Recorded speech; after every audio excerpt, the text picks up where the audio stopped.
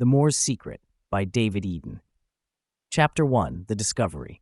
The morning mist clung to the Yorkshire Moors like a guilty secret, thick and suffocating, as if the land itself was trying to hide something terrible. Detective Inspector Sarah Blackwood pulled her coat tighter against the October wind as she approached the crime scene tape that fluttered like prayer flags in the bitter air. "Christ Almighty," she muttered, her breath forming small clouds that dissipated quickly in the harsh moorland breeze. She'd been a copper for 15 years, had seen bodies pulled from the Pennines more times than she cared to remember, but something about this one felt different. Wrong, somehow. Sergeant Mike Thornton was waiting for her beside the rocky outcrop where they'd found him. Thornton was a good man, steady as the stone walls that crisscrossed these moors, but his usually ruddy face had gone pale beneath his woolen cap. "Tell me what we know," Sarah said, pulling out her notebook. The wind immediately tried to snatch it from her hands. "Tamim Anwar, 28 years old, from Bradford," Thornton began, his Yorkshire accent thickening the way it always did when he was nervous. "Works as an IT consultant. His girlfriend, Emma Hartwell, reported him missing 3 days ago when he didn't come home from what he said was a weekend hiking trip." Sarah looked out across the endless expanse of heather and gorse, the landscape rolling away toward the horizon like a brown and purple sea. "Long way from Bradford. What brought him up here?" "That's just it," Thornton said, shaking his head. "According to the girlfriend, he wasn't much of a hiker. More of a stay-at-home type. Netflix and takeaway, you know? She said he'd never shown any interest in the moors before." They walked toward the body, their boots squelching in the boggy ground. The pathologist, Dr. Helena Marsh, was crouched beside the deceased, her examination nearly complete. She looked up as they approached, her gray hair escaping from beneath her hood. "Hypothermia," she said without preamble. "Been dead roughly 72 hours, which matches the timeline. But here's the thing that'll keep you awake at night." Sarah knelt beside the body, forcing herself to look. Tamim Anwar had been a handsome man, she could tell even now. Dark hair, olive skin, the kind of face that would have turned heads in the city. But his eyes were what made her stomach clench. They were wide open, staring up at the gray sky with an expression of such pure terror that she had to look away. "No shoes," Dr. Marsh continued. "No socks. Feet are torn to pieces from walking across the moors barefoot. But that's not the strangest part." "Go on," Sarah said, though she wasn't sure she wanted to hear it. "His clothes are wrong. He's wearing a summer t-shirt and jeans, no jacket, no hiking gear. In October, on the moors, it's like he just ran." "Ran from what?" Dr. Marsh stood up, brushing mud from her knees. "That's your job to figure out, but I can tell you this. Whatever he was running from, it scared him more than dying of cold." Sarah looked around the desolate landscape, at the ancient stone circles that dotted the moors like broken teeth, at the twisted trees that seemed to reach toward them with gnarled fingers. The wind carried strange sounds, whispers maybe, or just the moor grass rustling. But in a place like this, where the boundary between the living and the dead had always been thin, who could say for certain? "How far is it to the nearest road?" she asked. 5 miles, Thornton replied, "all rough terrain." And he came from the opposite direction of his car. As if summoned by their conversation, a raven landed on the stone beside Tamim's body and fixed them with one black, knowing eye. Sarah shivered, and not from the cold. Something had happened here, something that had driven a city man to run barefoot across 5 miles of the most unforgiving landscape in England, to die alone and terrified under the vast, uncaring sky. The Moors, as always, were keeping their secrets. Chapter 2. The Girlfriend's Story. The flat in Bradford smelled of grief and stale cigarettes, though Emma Hartwell swore she'd never smoked a day in her life.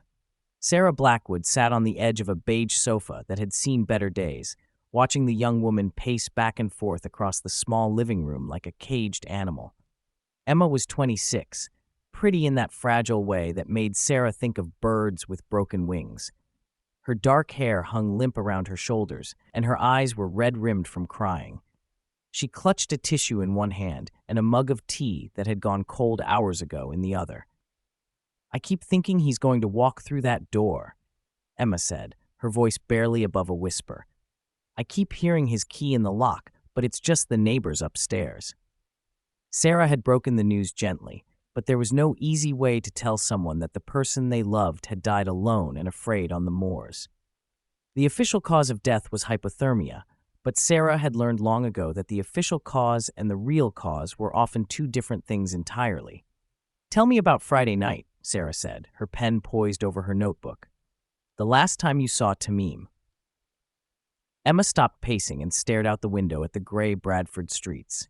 He was different, agitated. He kept looking over his shoulder, like someone was following him. I asked him what was wrong, but he just said he needed to get away for a while, clear his head. Had he been under stress lately? Work troubles? Money problems? Nothing like that. Emma finally sat down, perching on the edge of an armchair like she might need to bolt at any moment. He'd been having dreams, though. Terrible dreams. He'd wake up screaming about things in the dark. Sarah felt that familiar prickle at the back of her neck, the one that had kept her alive through 15 years of police work. What kind of things? He said there were voices calling his name. Ancient voices, he called them, and he kept talking about this place, somewhere on the moors. Said he'd been there before, but that was impossible because Tamim hated the countryside. He was a city boy through and through. The heating in the flat clicked on, but Sarah still felt cold. Did he mention any specific location? Emma shook her head, then stopped. Wait, there was something. He kept saying a name over and over in his sleep. Kith something. Kithara? No, that's not right. Kithurst? No, it was more like Kith something ring. I can't remember exactly. Sarah made a note to check the Ordnance Survey maps later. The moors were full of ancient places with names that predated the Romans, places where the old beliefs had never quite died out. "Tell me about Friday night specifically," Sarah pressed. "What did he say when he left?" Emma's hands began to shake. He was packing this little rucksack, just thrown together, t-shirt, jeans, not proper hiking gear at all. I told him he'd freeze if he was really going walking, but he said he wouldn't need much time. Time for what? He didn't say, just that he had to go to this place, had to make things right. Those were his words exactly, make things right. Then he kissed me goodbye and said if anything happened to him, I should tell the police about the dreams. Sarah looked up from her notebook. Anything else? Emma was quiet for a long moment, staring at her hands. When she spoke again, her voice was so soft, Sarah had to strain to hear her. He said something else, right before he left. He said he was sorry for what his grandfather had done. His grandfather? I never met him. Tamim's grandfather died when he was just a boy, but Tamim said he'd been having dreams about him too. Dreams about the war, about things that happened during the war. Sarah felt pieces of a puzzle clicking into place, though she couldn't see the full picture yet. What kind of things? I don't know. Tamim wouldn't talk about it.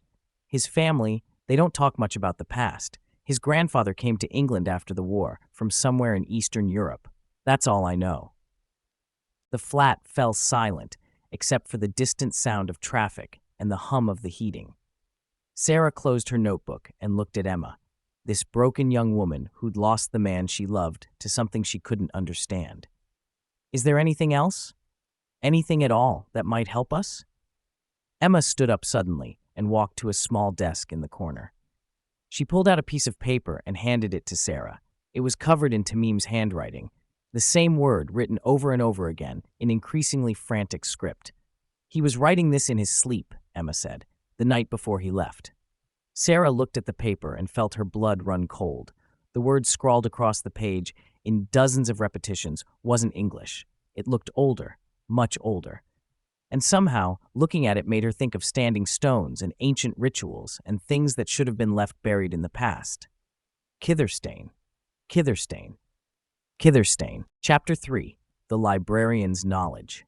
The Yorkshire Archaeological Society occupied a Victorian building in Leeds that looked like it had been transplanted from a gothic novel. Sarah Blackwood climbed the worn stone steps, clutching the piece of paper with Tamim's frantic scrawling. The word Kitherstane had haunted her dreams the night before, and she'd woken with the absolute certainty that she needed to understand what it meant.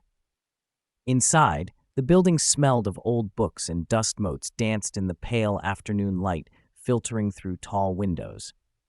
The receptionist, an elderly woman with steel-gray hair and sharp eyes, directed her to the third-floor archives. "You'll want to speak to Dr. Malcolm Ashworth," she said, her voice carrying the authority of someone who'd guarded these scholarly treasures for decades. "He's our expert on pre-Christian sites in the Yorkshire Dales." Sarah found Dr. Ashworth hunched over a massive leather-bound tome, his wild white hair making him look like a benevolent wizard.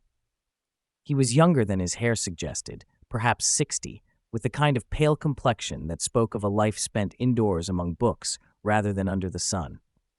"Detective Inspector," he said, looking up through wire-rimmed spectacles. "The receptionist said you had questions about ancient sites. How delightfully unusual."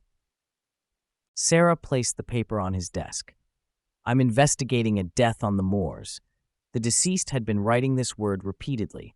I was hoping you might know what it means." Dr. Ashworth's face changed the moment he saw the paper. The academic curiosity drained away, replaced by something that looked very much like fear. "Where did you get this?" he asked, his voice barely above a whisper. "From the girlfriend of a man who died near the moors 3 days ago. His name was Tamim Anwar." "Anwar," Dr. Ashworth repeated, then pushed back from his desk and walked to one of the towering bookcases that lined the walls. "You said his name was Anwar?" "Yes. Why?"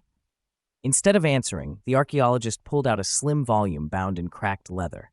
He opened it carefully, as if it might crumble at his touch, and began flipping through pages covered in faded photographs and handwritten notes.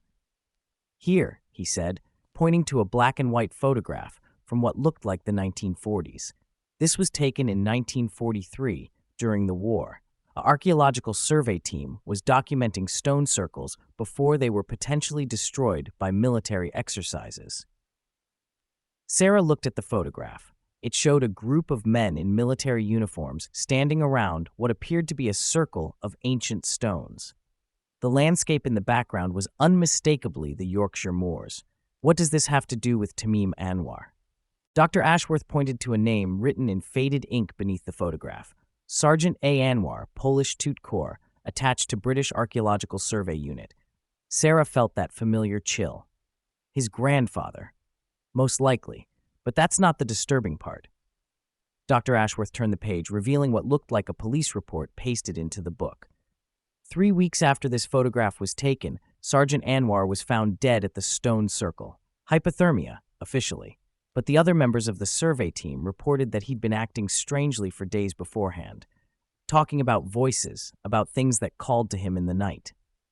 "Christ," Sarah breathed. "Just like his grandson." The stone circle they were surveying was called Kitherstane. It's one of the oldest sites in Yorkshire, predating Stonehenge by centuries. The local people have always avoided it, claimed it was cursed. During the war, they were going to use the area for artillery practice, but after what happened to Sergeant Anwar, they decided to leave it alone. Sarah stared at the photograph, at the face of a young man who looked remarkably like Tamim Anwar. "Where exactly is this place?" Dr. Ashworth hesitated. "Detective, I've spent my career studying these ancient sites. I've always approached them from a purely academic perspective. But Kitherstane, that place has a history. People who go there alone, especially at night, they don't always come back the same. And the ones who do come back, they don't stay sane for long. I need to know where it is.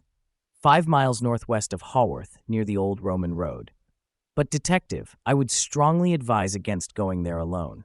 The local shepherds still won't graze their sheep within a mile of the stones. They say the land itself is poisoned."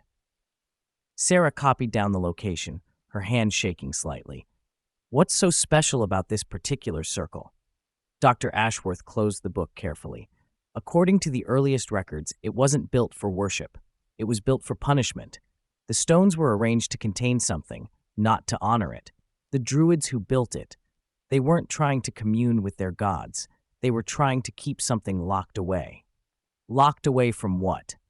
From the world of the living. He fixed her with a stare that seemed to bore right through her.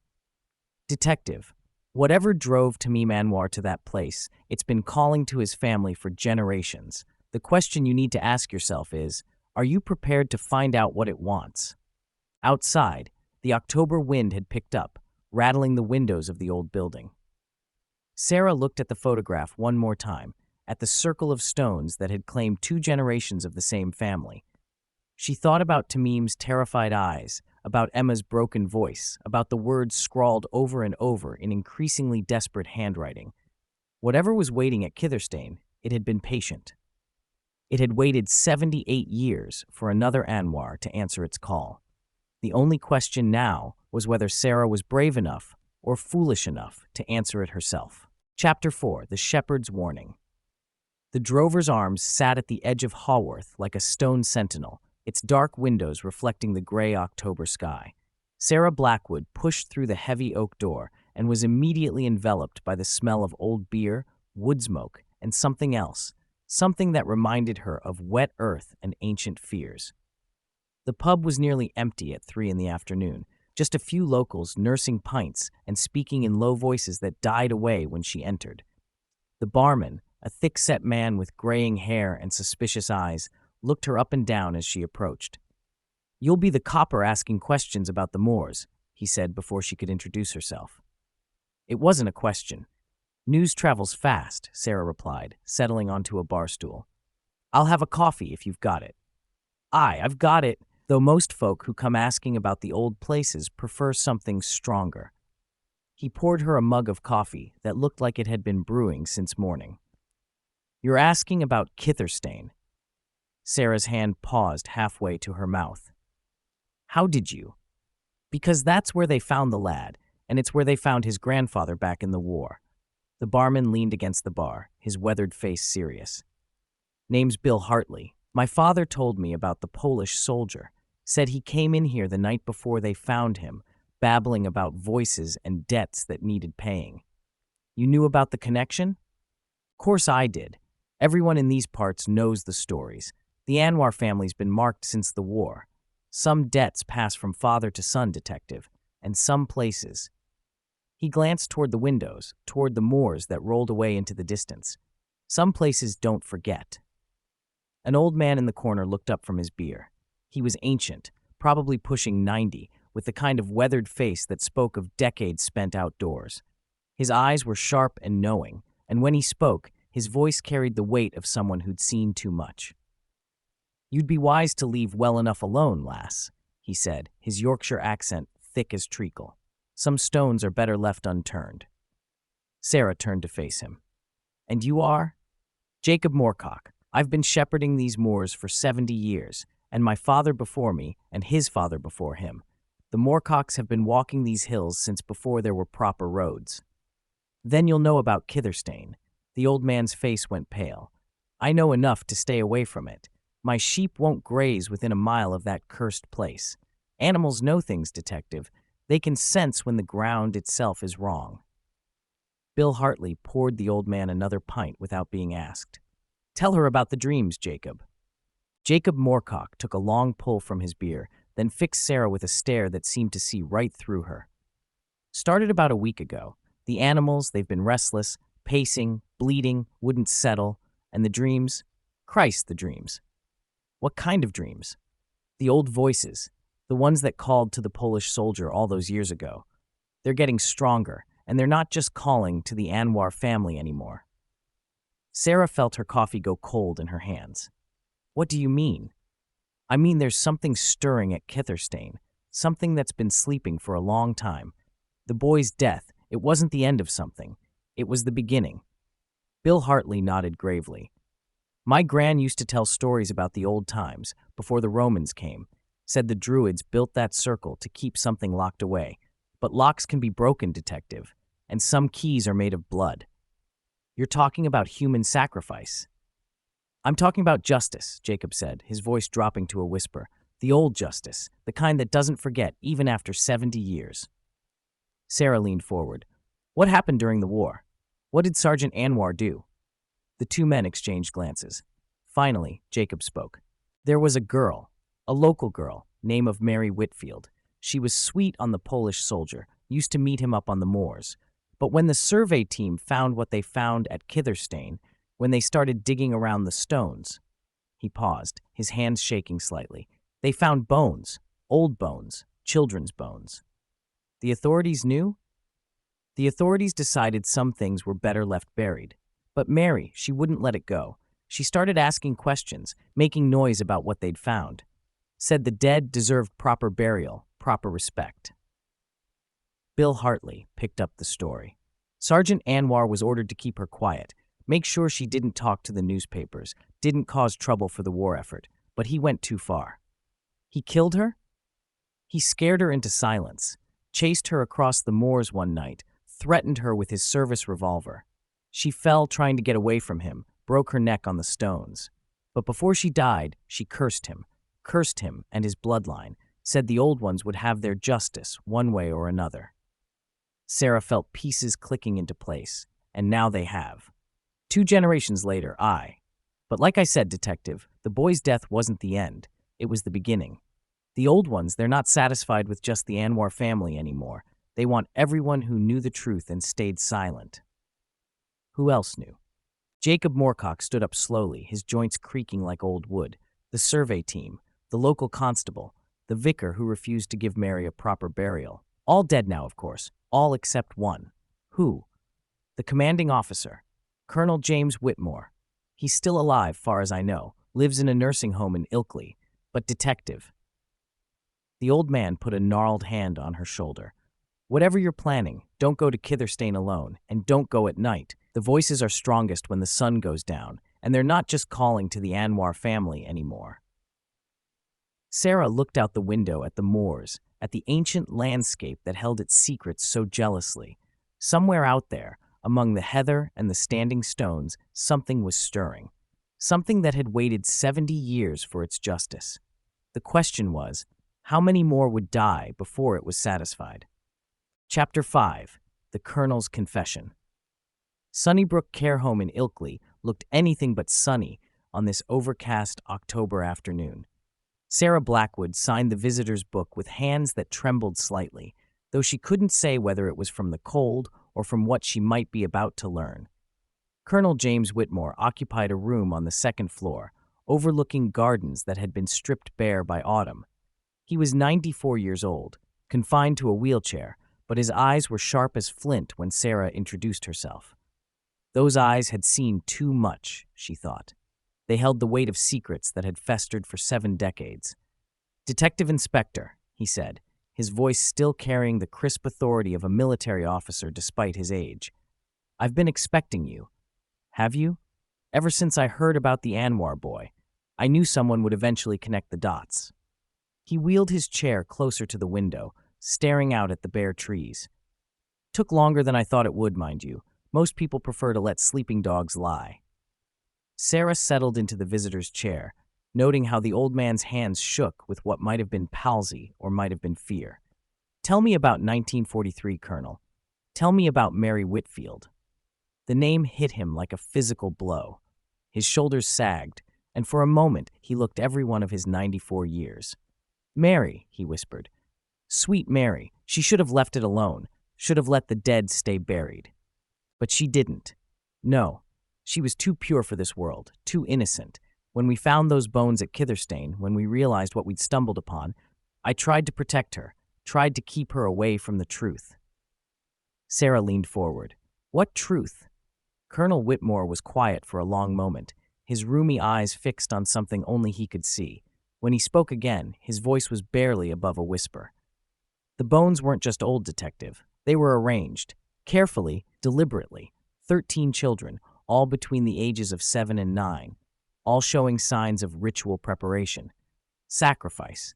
We thought they were ancient, Celtic, maybe, pre-Roman, but when we brought in the archaeologists, when they started carbon dating, the bones were much newer, maybe 100 years old at most."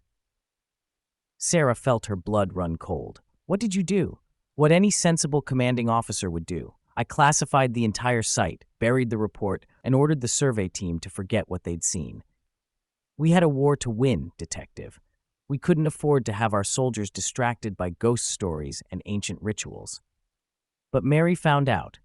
She was courting one of my men, Sergeant Kowalski, decent fellow. He told her about the bones, about the strange dreams the whole team had been having. She said it wasn't right, that those children deserved a proper burial, deserved justice. "So you ordered Sergeant Anwar to silence her." Colonel Whitmore's hands clenched into fists. I ordered him to talk to her, to make her understand that some things were bigger than individual conscience. I never meant for what happened. He killed her. He chased her across the moors. She was running toward Kitherstane, crying that she would tell the children's spirits what we'd done, that they would have their justice one way or another. Anwar caught up with her just as she reached the stone circle. There was a struggle. She fell, struck her head on one of the standing stones. Sarah made notes, though her hand was shaking. And then, Anwar came back to base, white as a sheet, said she'd cursed him as she died, said the children's spirits would have their revenge on him and his bloodline. I thought it was shell shock, the stress of war. But 3 weeks later, he was found dead at the stone circle. Hypothermia, officially. But the men who found him said his face was frozen in a scream, and the ground around the stones, it was torn up as if something had been digging its way out. The room fell silent, except for the distant sound of other residents moving about the care home. Sarah looked at this broken old man who'd carried the weight of his decisions for 70 years. "Colonel, have you been having dreams lately?" His head snapped up, and she saw terror in his eyes. "How did you know?" "Tell me about them." Children's voices, calling my name, and Mary's voice, telling them who was responsible for keeping them buried all these years. His voice cracked. "They're coming, Detective. I can feel them getting closer. The boy's death has awakened something that should have stayed asleep. Why didn't you come forward? After the war, you could have given those children proper burials." "I tried. In 1947, I went back to Kitherstane, but the bones were gone. The entire site had been cleaned, as if someone or something had moved them, and the dreams stopped for a while. I thought it was over." Sarah stood up, pacing to the window. Outside, the October wind was picking up, and she could see storm clouds gathering on the horizon. But it wasn't over. No, it was just waiting for the right time, the right catalyst. Tamim Anwar was called to pay his grandfather's debt, but that's not enough anymore. The children want all of us. Everyone who knew the truth and stayed silent. Who else is left? Just me. And, he paused, his face going even paler. "There's something else, Detective. Something I never told anyone." "What?"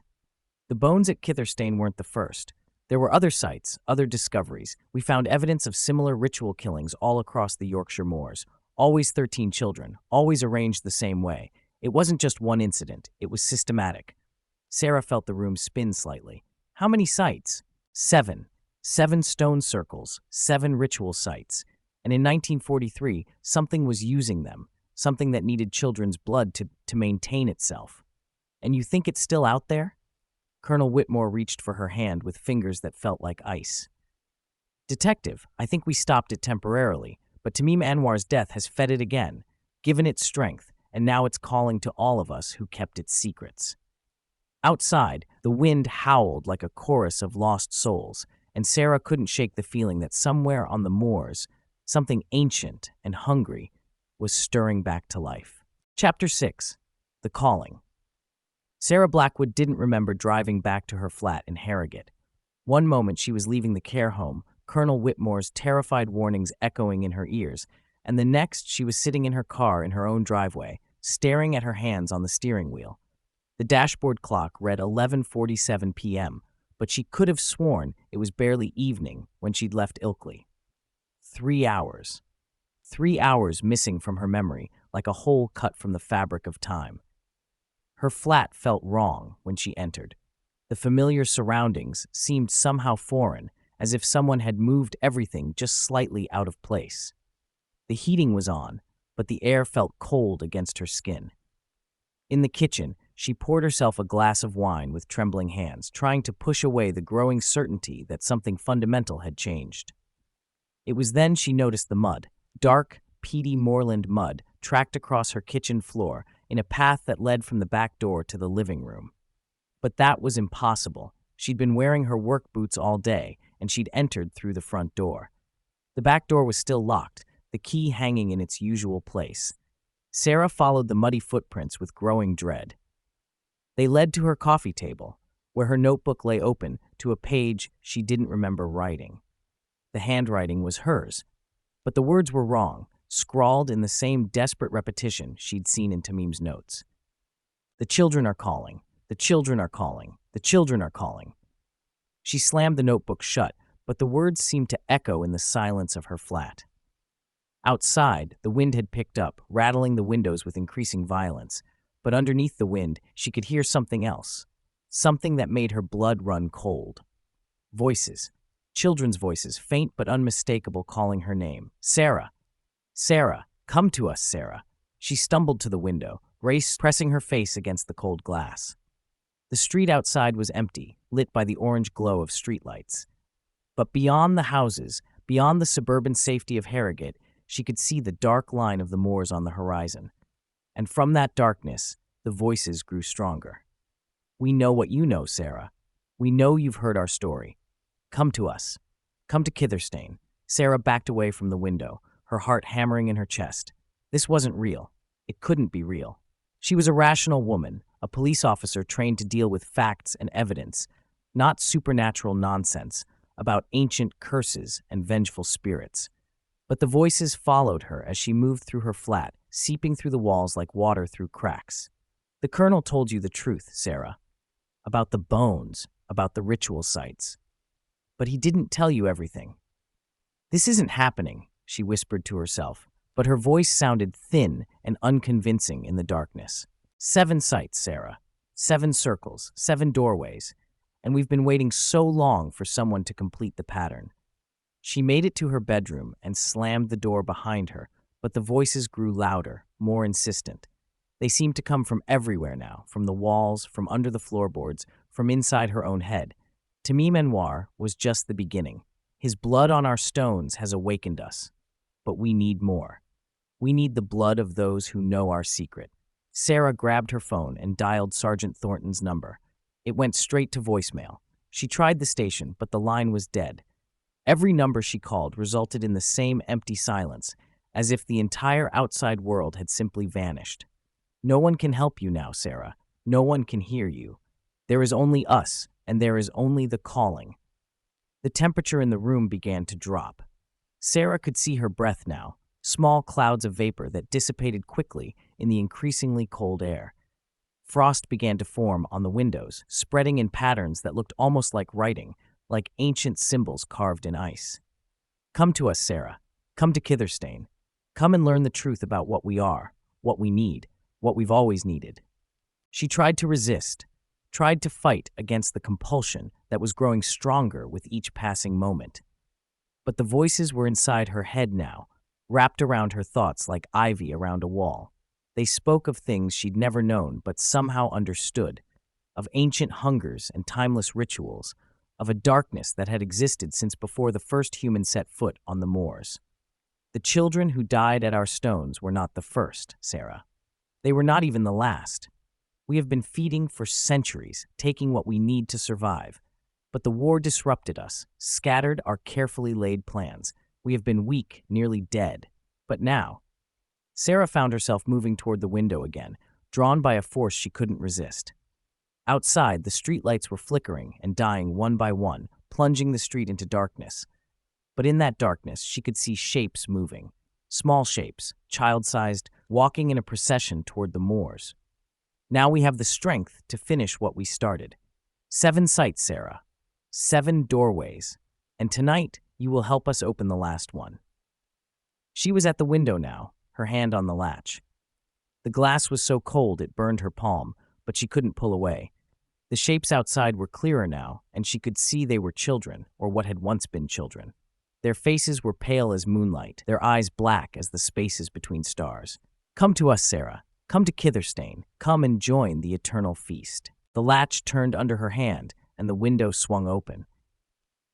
The October wind rushed in, carrying with it the scent of the moors, heather and peat, and something else, something that smelled like old bones and ancient hunger.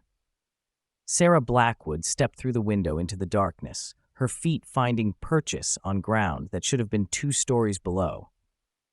But the laws of physics seemed to have no meaning here, in this place between waking and sleeping, between the living world and the realm of the dead. The children were waiting for her, their small hands reaching out to guide her toward the moors. and somewhere in the distance she could see the standing stones of Kitherstane, dark against the sky like teeth in a giant's mouth. She was going home. She was going to where she'd always belonged, where she'd always been meant to be. The voices told her so, and the voices never lied. The voices were all she had left now. Chapter 7: The Feast of Stones. Sarah walked across the moors in a dream that felt more real than waking. The heather parted before her feet like water, and the bog holes that should have swallowed her boots solid seemed to firm beneath her weight. The ghostly children moved around her in a silent procession, their pale faces turned always toward the dark horizon where Kitherstane waited. Time had no meaning here. The moon hung overhead like a dead eye, casting everything in silver and shadow. Sarah could feel herself moving, could feel the cold air burning her lungs, but it was as if she was watching someone else's body carry her forward. The rational part of her mind screamed warnings that she couldn't hear over the children's whispered songs. Soon, Sarah. Soon you'll understand. Soon you'll see what we really are. The landscape began to change as they drew closer to their destination. The familiar rolling hills of the Yorkshire Moors gave way to something older, more primal. The heather grew sparse and twisted, and the very stones that littered the ground seemed to pulse with their own malevolent life. Ancient barrows rose from the earth like infected wounds, and Sarah could swear she saw movement in their shadowed openings. This is the true moor, Sarah. The moor as it was before your kind came with your iron and your prayers. This is where we have always ruled. Ahead of them, Kitherstane rose from the earth like the ribs of some long-dead titan. But it was wrong, so much larger than it should have been, the stones stretching up into the night sky until they disappeared into darkness. And between the standing stones, Sarah could see figures moving, dozens of them, hundreds, all gathered for some terrible purpose. Welcome home, Sarah. Welcome to the feast. As they drew closer, Sarah could see that the figures were not all children. There were adults too, men and women from across the centuries, all wearing the same expression of vacant hunger. Some wore the rough clothes of medieval peasants, others the uniforms of Roman legionaries, still others garments from periods so ancient she couldn't identify them. All of them had one thing in common. Their eyes were black as the spaces between stars, and their mouths hung open in silent screams. Everyone who has ever learned our secret, Sarah. Everyone who has ever tried to stop us. They all join us in the end. They all become part of the feast. At the center of the circle, Sarah could see something that made her soul recoil in horror. It was massive, ancient beyond measure, a writhing mass of shadow and hunger that seemed to exist in more dimensions than human eyes could process. It pulsed with its own sick life, and with each pulse, the gathered figures swayed as if moved by some cosmic tide. The devourer, Sarah. The endless hunger.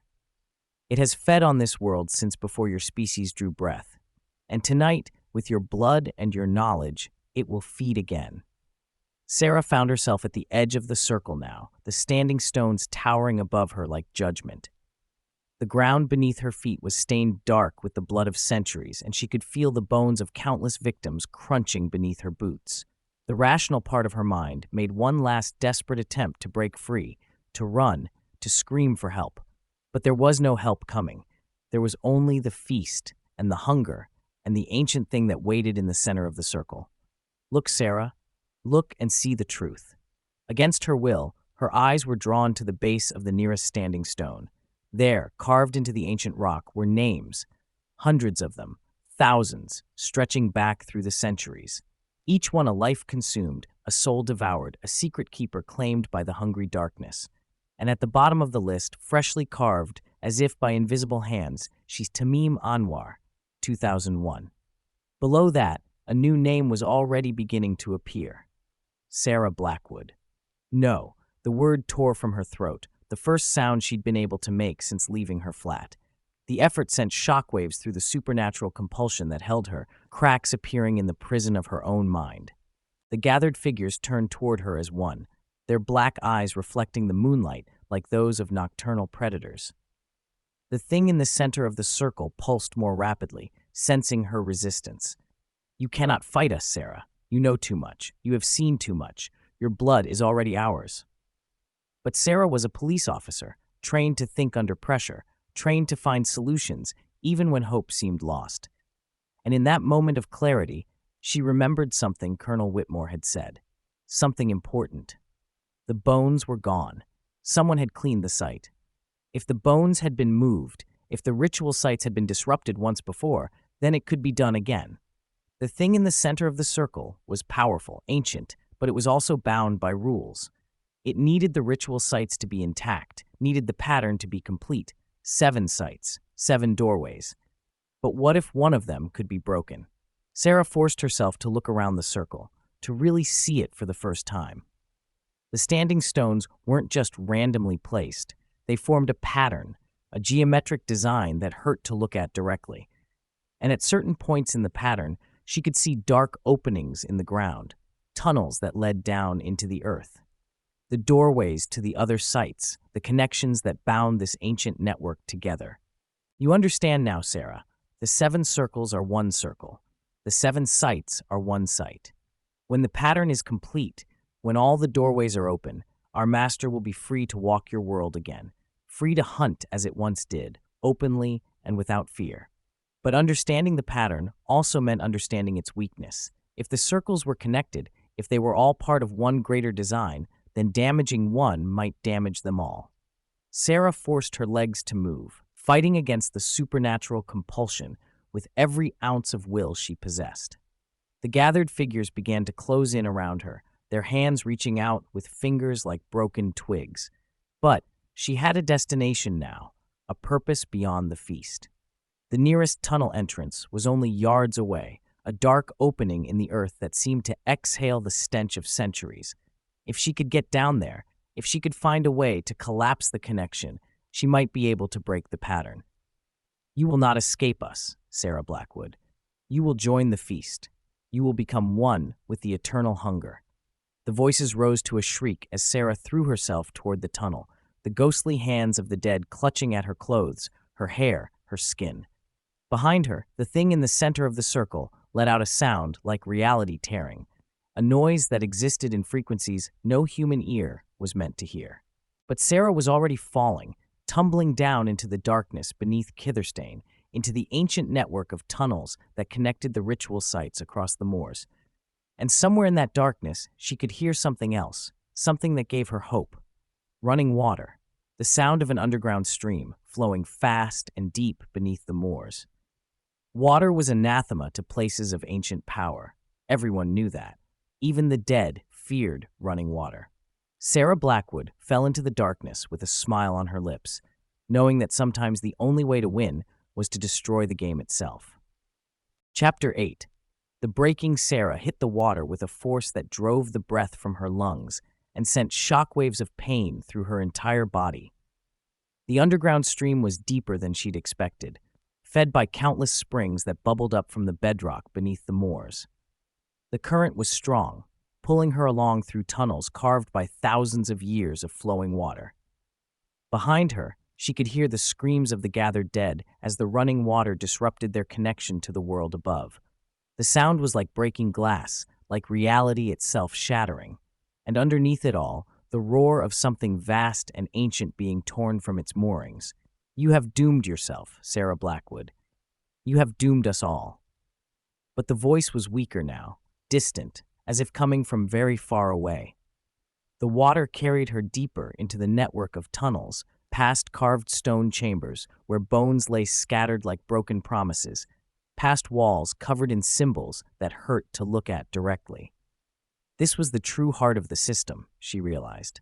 Not the stone circles above, but these flooded tunnels beneath. The water had always been here, always flowing, always fighting against the darkness that tried to establish itself in the earth above. It was the reason the entity needed the ritual sites, needed the blood sacrifices. It was fighting a constant battle against the cleansing power of the underground streams. Sarah's lungs burned as she was pulled deeper underwater, but she forced herself not to panic. The current was taking her somewhere specific. She could feel it, a sense of purpose in the flow of water around her. Ahead, she could see a faint light, not the sick phosphorescence of the ritual chambers, but something clean and natural. She broke the surface in a vast underground cavern, lit by shafts of moonlight filtering down through cracks in the ceiling.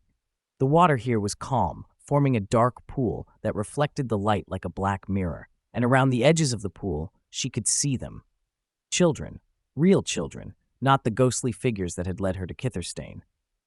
These were the original 13, the ones whose bones had been found at the ritual site in 1943. They stood at the water's edge, no longer pale and spectral, but somehow solid, real, their faces showing peace instead of hunger.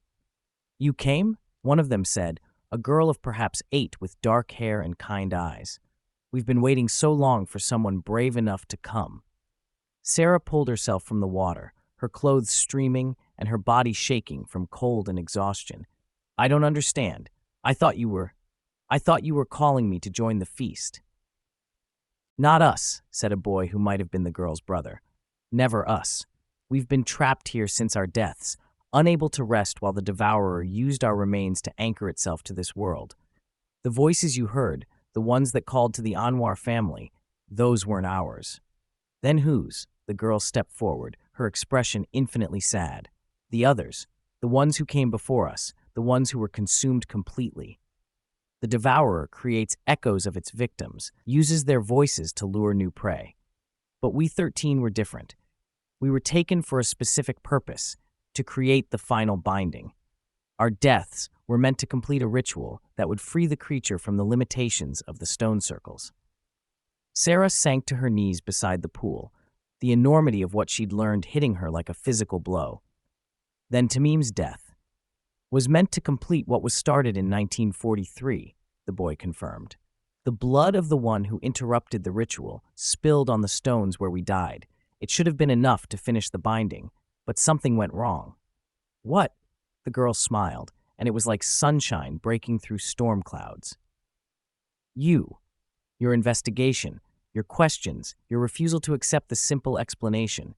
You disrupted the pattern just as it was reaching completion, and in doing so, you gave us the chance we'd been waiting for." Around the cavern, Sarah could see other figures emerging from the shadows. Adults this time, but not the hungry dead she'd seen at Kitherstane. These were different, older, more solid, their faces showing the same peaceful expression as the children. "Mary Whitfield," one of them said, stepping forward. "And behind me, all those who died trying to stop this thing across the centuries. Druids, priests, wise women, investigators like yourself. We've all been trapped here, unable to move on, while the creature continued its work." Sarah struggled to understand. "But if you're all here, who were the figures at the stone circle?" "Echoes," Mary said. "Shadows of ourselves, created by the devourer to serve its will. But you broke the connection when you entered the water. Running water has always been our salvation. It's why the creature needed the stone circles, needed to anchor itself above ground. It can't cross flowing water, can't corrupt it or control it." "So it's over?" The children exchanged glances. "Not yet," the girl said. "The devourer is wounded, weakened, but not destroyed. It will try to rebuild, to find new anchors, new ways to feed. But we can stop it permanently if you're willing to help us." "How?" Mary stepped forward, placing a hand that felt surprisingly warm on Sarah's shoulder. "The water here connects to all 7 ritual sites. If we can channel our combined will through the underground streams, we can wash away the foundations of its power completely. But it requires a living person to act as a focus, someone who understands the truth and chooses freely to act." Sarah looked around at the gathered spirits, at the children who had waited 70 years for justice, at Mary Whitfield, who had died trying to do the right thing. She thought of Tamim Anwar, driven to his death by forces beyond his understanding, and of Colonel Whitmore, carrying the weight of his mistakes for a lifetime. "What do I have to do?" The girl took her hand, and Sarah felt a warmth spread through her that had nothing to do with temperature. "Just choose. Choose to let go of your own safety, your own fear, and trust us to carry you home." Sarah closed her eyes and felt the presence of all the spirits around her, decades of victims and would-be heroes united in common purpose. She thought of her quiet life in Harrogate, her orderly career, her rational world where things made sense and evil was something that could be arrested and put on trial. Then she thought of the hungry darkness above, the ancient evil that had fed on human suffering for millennia, the devourer that would never stop seeking new prey. The choice was easy. "I'm ready," she said. The cavern filled with light as the spirits joined their essence to hers, centuries of trapped energy flowing through her and into the water. Sarah felt herself being lifted, carried by forces beyond her comprehension as the underground streams began to surge with cleansing power. Above them, she could hear the screams of the devourer as its carefully constructed network of power was washed away. The stone circles cracked and fell, the ritual sites were scoured clean, and the ancient tunnels collapsed as the bedrock itself rejected the corruption that had poisoned it for so long. When the light faded, Sarah found herself lying on the bank of a stream in daylight, the familiar heather of the Yorkshire Moors stretching away in all directions. Her clothes were dry, her body unmarked by her ordeal. In the distance, she could see the broken remnants of standing stones, their power finally and forever broken. But she was not alone. Sergeant Thornton was running toward her across the moor, his face showing relief and confusion in equal measure. "Detective Inspector, we've been searching for you all night. Your car was found abandoned. And—" He stopped, staring at her. "Are you all right? You look like you've seen a ghost." Sarah smiled, thinking of the children who were finally at rest, of Mary Whitfield, who had found her justice at last, of an ancient evil that would never again threaten the living. "Several of them," she said, "but they're at peace now." As they walked back toward civilization, Sarah cast one last look at the ruins of Kitherstane. The moors stretched away under the morning sun, beautiful and empty, and finally, truly clean. Some secrets, she reflected, were worth keeping, but some secrets were worth ending, even if it cost everything to do it. Behind them, the wind sighed through the heather, carrying only the sounds of the living world. The voices of the dead had finally, mercifully, fallen silent.